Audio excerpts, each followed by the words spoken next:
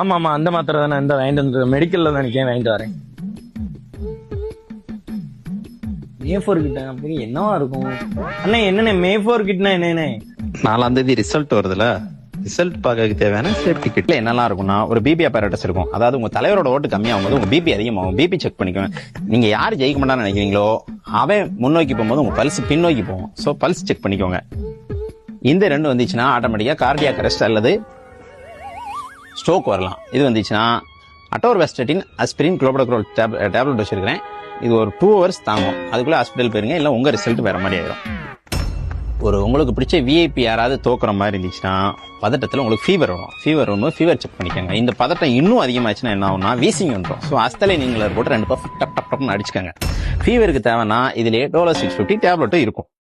அதெல்லாம் சரி, இந்த மாஸ்க் எதுக்கு? அதாவது ரிசல்ட் வந்ததுக்கு அப்புறம் உன்னால வெளியே தலை காட்ட முடியாது, அதனால மாஸ்க். தம்பி ஒன்னே ஒன்று மறந்துட்டேன், ரிசல்ட்டை பார்த்து வயிற்றுச்சலா இருந்துச்சுன்னா நீங்க தானே அது? ஆ, ஆ, ஆ. சரி சரி சரி. என்ஜாய் ஒரு டே 4000 ரூபா கொடுங்க.